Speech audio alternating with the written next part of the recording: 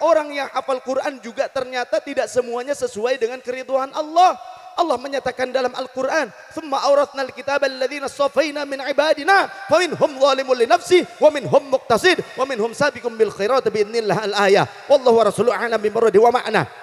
Sudah telah kami wariskan Al-Quran ini kepada sebagian orang-orang, hamba-hamba kami yang terpilih. Memang tidak semua hamba Allah itu hafal Quran, hanya hamba-hamba Allah yang terpilih. Akan tetapi terpilih menghafal Quran belum tentu terpilih menjadi orang yang diridhoi oleh Allah Subhanahu wa taala. Karena apa? Yang hafal Quran terbagi menjadi 3 kategori. Yang pertama, faminhum zalimun li nafsihi. Ada di antara mereka yang ternyata hafal Quran tapi bertentangan dengan Al-Quran, meninggalkan Al-Quran, menanggalkan isi kandungan Al-Quran walaupun hafal Al-Quran. Seperti apa? Seperti yang dikatakan Rasul sallallahu alaihi wasallam, "Mimma akhafu alaikum rajulun qara al-Qur'an hatta idza ru'yat bahjatu alaihi." Salah satu yang aku khawatirkan terjadi di antara kalian, muncul di antara kalian, yaitu adanya orang yang membaca Al-Qur'an sampai membuat orang lain kagum dengan hafalannya, dengan bacaannya, akan tetapi infasakhu anhu, ia tertanggal daripada Al-Qur'an, daripada maqasidnya Al-Qur'an. Walaupun hafal Al-Qur'an tapi dia meninggalkan tujuan-tujuan substansinya Al-Qur'an. Kemudian wanabadahu wa ta'arrohi, kemudian dia akan melemparkan Al-Quran ke belakang punggungnya. Ini bisa jadi nyata, bisa jadi kiasan, kinayah. Nyata sudah terjadi. Saya di Karawang punya jamaah yang bekerja di beberapa perusahaan otomotif. Ternyata jamaah saya ketika masuk ke toilet, di toilet berjumpa dengan temannya di toilet mengeluarkan Al-Quran kecil di dari saku celana. Saku celana berarti Al-Quran tersebut didekatkan dengan kemaluannya. Tadi berarti dibawa kencing karena orang tersebut akan keluar.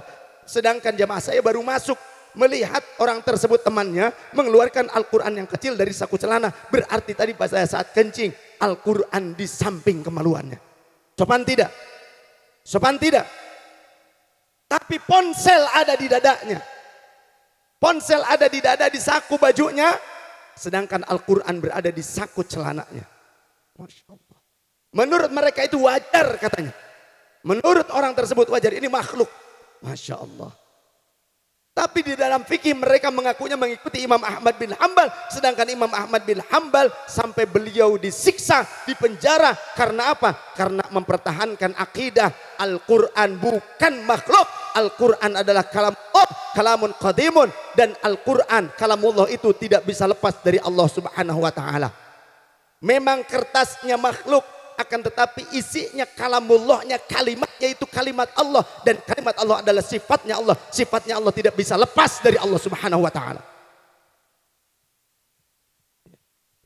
Sampai Imam Ahmad bin Hanbal disiksa. Kemudian baju bekas siksaan tersebut ketika Imam Ahmad berada di penjara. Imam Asy-Syafi'i mengetahui kabar tersebut, maka mengutus Imam Ar-Rabi ke Baghdad. Untuk apa? Untuk menjenguknya dan meminta gamis yang dipakai oleh Imam Ahmad bin Hanbal saat disiksa. Imam Ar-Rabi pergi ke Baghdad, kemudian diminta gamis tersebut, diberikan oleh Imam Ahmad, dihadiahkan kepada Imam Asy-Syafi'i, karena Imam Asy-Syafi'i sudah berada di Mesir. Oleh Imam Asy-Syafi'i diapakan? Dimasukkan ke dalam bejana yang berisi air, diperet, diminum airnya oleh Imam Asy-Syafi'i, sebagaimana juga gamis Imam Asy-Syafi'i pernah dicelupkan ke dalam air yang kemudian airnya diperet, diminum oleh Imam Ahmad bin Hanbal sebelum kejadian ini. Ada di dalam Manaqib Imam Asy-Syafi'i, ada karya Imam Al-Baihaqi 2 jilid. Ada juga di dalam kitab Tarikh Dimashq, Tarikh Madinah wa Dimashq, 37 jilid banyaknya. Jadi apa yang kita amalkan ini sesungguhnya, apa yang menjadi akidah i'tiqadnya para ulama-ulama ahli hadis. Kemudian kata Rasul tadi, infasakhu anhu wa nabadahu wara'a dhahri, akan melemparkan Al-Quran ke belakang punggungnya. Bisa jadi beneran, bisa jadi kiasan. Kiasannya maksudnya apa? Orang ini sudah tidak memiliki rasa hormat terhadap Al-Quran.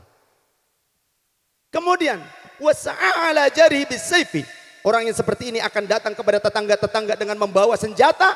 Apa? Waromahu bisyirki, senjatanya adalah orang ini akan melemparkan tuduhan-tuduhan syirik kepada tetangganya ataupun saudara-saudara muslimnya. Apa-apa syirik, tawasul syirik, ziarah kubur syirik, tabarruk syirik, ini itu lain sebagainya syirik. Seperti tadi, pelajar di Masjid Nabawi, walaupun belajar di Masjid Nabawi belum tentu dia itu menjaga sunnah nabawiyah. Betul? Sallallahu alaihi Nabi Muhammad. Karena sama saja orang yang hafal Quran belum tentu dia menjaga maqasidnya Al-Quran. Substansinya Al-Quran. Kemudian, fadallu wa adallu. Maka kemudian para sahabat bertanya, ya Rasulullah, siapa yang lebih utama disebut syirik? Ayyuhuma aula bisyirki? Al-murma awir rami? Yang dituduh apa yang menuduh ya Rasul? Qala baginda Rasul menjawab, ar-rami, yang menuduh syirik walaupun hafal Quran, bacaan Quran yang mengagumkan orang lain, ternyata dia lebih pantas disebut syirik. Karena apa? Mudah melontarkan tuduhan syirik kepada saudara-saudara muslimnya. Orang sholat, orang hajian, orang umroh, orang ziarah kubur, padahal orang-orang yang muslim dianggap syirik. Kemudian, wa minhum muqtasid. Ada juga yang hafal Quran akan tetapi sebagiannya dipakai, sebagiannya tidak dipakai. Ada sebagian dari Al-Quran yang tidak dipakai. Mana contoh bab tabarruk? Ketika mereka berhadapan dengan kaum Nahdiyin yang senantiasa mengamalkan sholawat nariyah, kemudian sholawat fatih, mereka katakan kita ini sedang melaksanakan syirik akbar. Karena di dalam sholawat tersebut terdapat kalimat-kalimat bahasa-bahasa tawassul. Terutama contoh di dalam sholawat nariyah. Sholawat nariyah itu bukan karya sahabat Rasul Syekh Nariyah, nggak ada. Bukan itu. Tapi karya Syekh Ibrahim At-Tazi dari Maroko, dari Maghrib. Bukan sahabat Rasul yang ngarangnya. Ada yang mengatakan sholawat nariyah yang mengarangnya adalah sahabat Rasul, namanya Syekh Nariyah. Bohong. Itu memalukan itu. Ya, jangan sampai mencoreng Nahdiyin, jangan. Mencoreng Habaib nanti. Jangan belajar dari mana? Dari Habib Ali dan sebagainya gitu. Ayo. Berarti Habib Ali yang mengajarkan begitu tuh. Makanya hana caraka data sawala, anak cilaka bapak ke bawa-bawa. Sallallahu Nabi Muhammad. Jadi murid itu harus bener, jangan memalukan guru. Akhirnya guru ngajarin salah, malah jadi dianggap salah. Begitu. Makanya kalau ngaji jangan turu, ojo turu bae sih cowok. Tidurnya di majelis ilmu ini tetap dicatat sebagai orang yang terus beribadah, berzikir kepada Allah Subhanahu wa taala. Tetap mendapatkan ampunan dari Allah taala. Bahkan walaupun tidur di majelis ilmu sampai mati pada saat pengajian tersebut, kok gak bangun lagi. Insya Allah husnul khotimah. Kenapa? Di dalam kitab Salalimul Fudola, karya Syekh Nawawi Al-Bantani, seorang ulama tanah Banten, ulama Nusantara yang menjadi imam besar di Masjidil Haram, menjadi mufti di Masjidil Haram. Beliau mengutip sebuah hadis Rasulullah SAW, "Man jaa ajaluhu fi talabil ilmi laqiyani." Siapa orang yang ajalnya datang pada saat dia sedang mencari ilmu, maka langsung berjumpa denganku. Tidak perlu dengan surat permintaan untuk berjumpa dengan Rasul, datang ke protokoler, gak perlu. Itu kalau ketemu sama pejabat biasanya pakai protokoler begitu. Tapi ketemu sama Rasulullah asal mau wafat pada saat ngaji, maka langsung dijemput oleh Rasulullah. Mau wafatnya dijemput Rasul, mau wafatnya dijemput Rasul, mau sebelah sini mau, sebelah sini mau, sebelah sini mau, sok mati kabeh ayo. Wis. Nyongrep balik baik. Ya wis pada mati kabeh. Ya. Seperti itu. Maka terus berarti kita harus ngaji sampai kita menemui kematian. Karena setiap langkah kita menuju majelis ilmu akan menjadi maghfirah. Ya, wa khatta anhu khati'ah. Satu langkah dihapuskan dosa-dosanya. Kemudian langkah berikutnya warufi'a anhu, akan diangkat darinya darajatin, satu derajat kemuliaan. Terus langkah berikutnya diampuni, langkah berikutnya diangkat derajat, langkah berikutnya diampuni, langkah berikutnya diangkat derajat. Maka bagi yang jauh, tolong kalau ngaji jalan kaki. Seperti yang dari Kerawang, jalan kaki harusnya. Biar lebih banyak lagi ampunannya dan lebih gempornya cepat. Begitu. Masya Allah. Ben sugih kaboh. Amin. Ya Allah, sugihakan sedayo. Mudah-mudahan sugih semuanya, amin. Sing beunghar kabeh, amin. Ruming enggak kalau pakai bahasa Sunda? Dengar artinya. Ya ini yang aneh tuh. Saya mondok di Jawa, berkelana sekian lama tidak ketemu sama orang tua, tidak ada yang membiayai. Mondok ke sana kemari nyari guru dan sebagainya, kerja, tahadus binikmah. Mudah-mudahan Allah enggak menghilangkan pahalanya. Tapi saya enggak mau makan di rumah kiai walaupun disediakan. Saya bikin batak di sawah.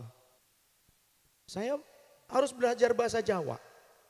Harus belajar bahasa Jawa. Awal-awal nggak bisa bahasa Jawa, wah dipermainkan sama orang-orang, sama teman-teman. Ya, pokoknya udah macam-macam lah gitu. Tapi sekarang saya kembali di tanah Pasundan, banyak santri-santri saya dari tanah Jawa. Kalau ngomong saya diajaknya bahasa Jawa terus. Kayaknya saya ini dijajah apa gitu. Begitu. Untung kita ini NKRI, untuk NKRI, begitu. Masya Allah, kayak nonton bola gitu. Jadi ya saya terima sajalah apa adanya begitu. Ya. Alhamdulillah, tetap kita ini satu bangsa, satu bahasa, satu negara, Indonesia. Siapa kita? Indonesia. Siapa kita? NKRI. Harga mati. Alhamdulillah. Sallallahu Nabi Muhammad.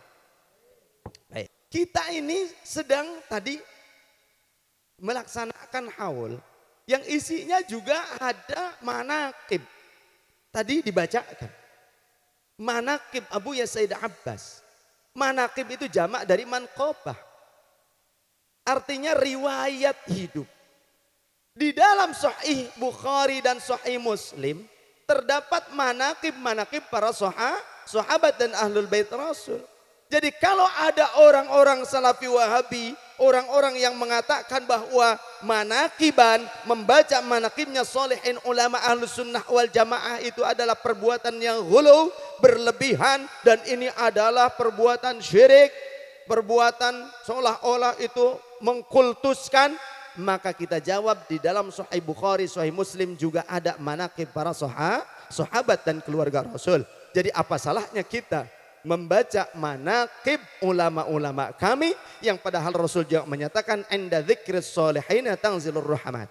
Ketika diceritakan orang-orang soleh tentang manaqibnya orang-orang soleh, maka akan bercucuran rahmat Allah Subhanahu wa taala. Seperti saat ini ada gerimis rintik-rintik, ini berkah. Ada orang yang mengatakan tabarruk haram, tabarruk syirik, padahal ada di dalam Al-Qur'an yang bilang tabarruk syirik, hafal Al-Qur'an. Coba buka di dalam surah Qaf ayat 9. Wa nazzalna minas samaa'i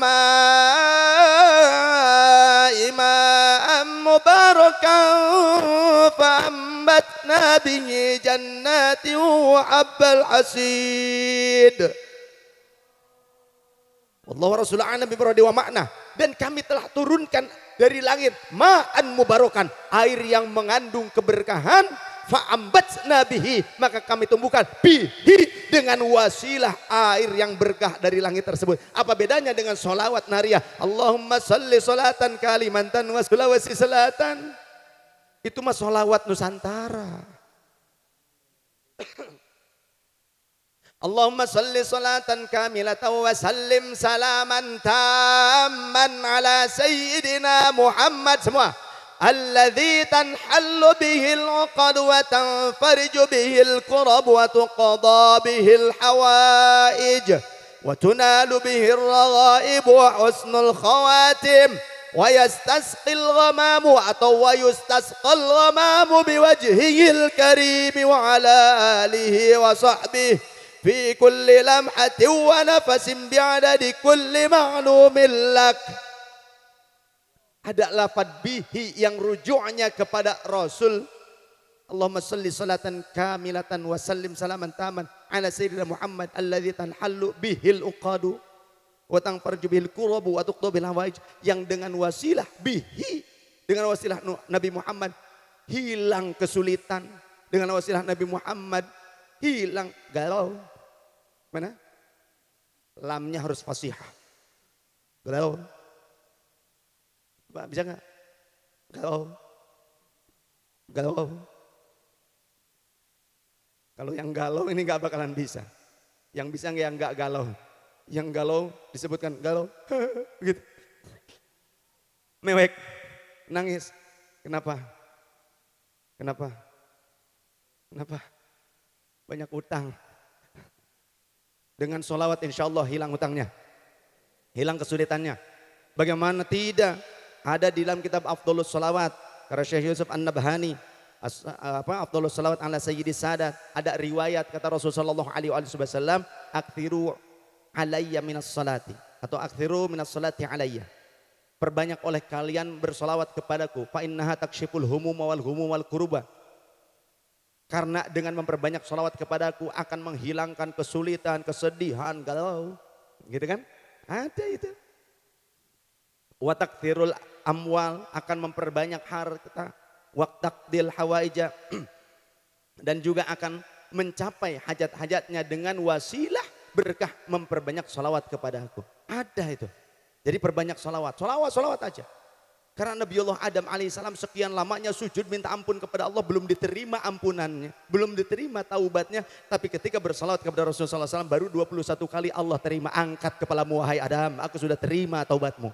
Dengan wasilah solawat. Sehingga ketika melamar itu pula yang dijadikan sebagai mahar untuk melamar ibunda Hawa, solawat kepada Rasulullah SAW. Karena Nabi Muhammadnya juga belum lahir. Ya secara fisik. Tapi ternyata Nabi Adam sudah mengetahuinya dari mana? Maktubun fi qawaimil arsy, tertulis di tiang-tiang penyangga aras. Pada saat apa? Pada saat Nabiullah Adam ditiupkan ruh ke dalam jasadnya. Farafa'tu ra'si ila qawaimi arsyika, maka aku angkat kepalaku pada tiang-tiang penyangga aras.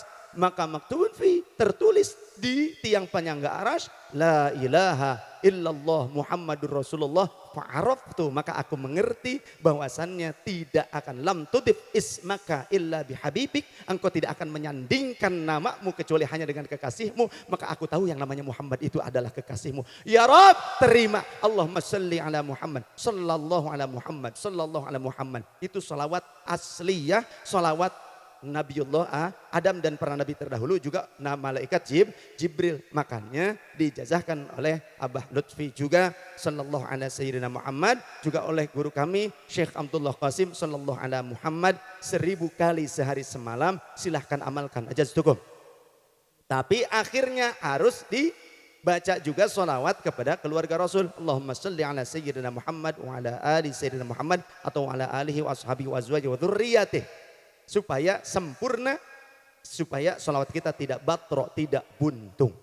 Ya, insya Allah ketika kita mengamalkannya 1000 kali, minimal sehari semalam, kita akan dirahmati Allah, kita akan mendapatkan syafaat Rasulullah, qabul hajatnya, insya Allah, amin. Di dalam Al-Quran ada tadi, lafadz bihi dengan wasilah air hujan. Sekarang pertanyaannya, antara air hujan dengan Nabi Muhammad lebih mulia siapa? Lebih mulia siapa? Dulu di Makkah pernah terjadi perselisihan. Sayyid Alawi, ya, Sayyid Alawi ayah dari Sayyid Abbas. Beliau mengajar di Masjidil Haram. Pada saat waktu hujan, ada jamaah orang Indonesia khususnya nih, orang Indonesia. Waktu hujan langsung nyamperin masuk ke dalam Hijri Ismail. Ngapain? Membuka sorbannya, dibasahi dengan air yang ngocor dari Ka'bah, dari talang emas. Wah, langsung sama askar diusir. Kalau tidak salah antara ini pada masa Abuya Sayyid Alawi atau Abuya Sayyid Muhammad ketika mengajar di masjid. Kalau tidak salah Abuya Sayyid Alawi. Kemudian diusir. Maka kemudian orang ini mengadu kepada Abuya Sayyid Alawi, ayah Sayyid Abbas. Bagaimana ini saya diusir, tidak boleh katanya syirik dan sebagainya. Wah itu bodoh. Siapa askarnya? Suruh ketemu dengan saya. Karena waktu itu masih ada ulama-ulama ahlu sunnah termasuk beliau yang ngajar di Masjidil Haram. Begitu. Terus lanjutkan. Kalau kamu mau lanjutkan. Begitu. Lanjutkan lagi akhirnya mah dimarahi oleh askar tapi dijawab. Bahwasannya saya diperintahkan oleh Said Alawi. Said Alawi mufti di sini tidak melarang. Kamu cuma askar saja melarang. Akhirnya bingung. Diam. Si askar ini, si jamaah tadi melanjutkan hujan-hujanan di bawah talang emas, tapi ternyata si askar pergi ke syekh, seorang syekh Wahabi, tidak perlu disebutkan namanya. Ya. Kemudian maka syekh Wahabi ini nyambangi dengan askar tadi, datang ke tempat di mana Sayyid Alawi mengajar. Biasanya di tiang-tiang itu selalu ada para ulama dilingkup oleh jamaah. Tanya, ya Syekh, apakah benar tadi Anda yang menyuruh jamaah untuk hujan-hujanan di bawah talang emas? Iya betul. Bukankah itu perbuatan syirik? Begitu. Itu tidak ada dari Rasulnya. Lam yuthbit min Rasulillah sallallahu alaihi wasallam. Tidak ada ketetapan dari Rasul. Apa Anda lupa? Di dalam Al-Quran kan ada. Anda kan seorang syekh juga. Begitu. Ya. Di dalam Al-Quran dijelaskan wa nazzalna minas sama'i ma'an mubarakan fa'ambatna bihi jannatin wa habban hasid. Air hujan itu ngandung keberkahan, apalagi sudah netes ke Ka'bah. Ka'bahnya itu kan dalam Al-Quran juga jelas bahwasannya Bakkah itu mubarakan. Bibak kata mubarakan, di Bakkah itu Makkah, yang dimaksud adalah Ka'bah yang diberkahi. Ka'bahnya berkah, air hujannya berkah, netes ke Ka'bah, turun bersatu dua berkah. Mana mungkin ini syirik?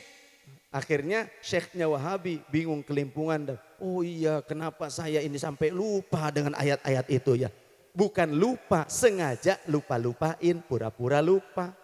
Itulah kebiasaan mereka menutup-nutupi kebenaran. Untuk apa? Menghilangkan kekuatan spiritual Islam.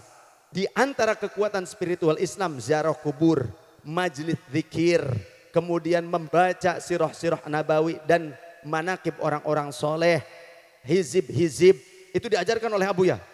Oleh Abuya diijazahkan. Baca. Thariqah. Thariqah itu kan zikir isinya. Ahlu thariqah oleh mereka disesat-sesatkan, zindik katanya. Ketika berzikir Allah. Apa? Live itu tidak berfaedah katanya. Thariqah. Zikir thariqah itu yang paling utama ada dua. Ada nafyu isbat. La ilaha illallah. Nafyu peniadaan. Tidak ada Tuhan. Isbatnya, tasbitnya adalah illallah. Kecuali hanya Allah. Tidak ada Tuhan yang hak untuk disembah kecuali Allah. Ada lagi yang kedua. Zikir utamanya thariqah adalah ismudzat. Allah. Seperti itu. Ada yang hu, hak. Itu asma Allah. Zikir Allah ismu dzat dianggap tidak berfaedah. Dianggap zindik dan sebagainya. Di dalam Sahih Muslim ada.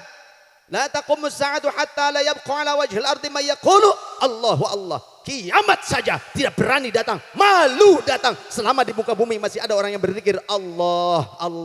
Orang yang zikir Allah seperti ajaran Thariqah Tijani yang diajarkan oleh Abuya juga itu zikirnya itu diantaranya.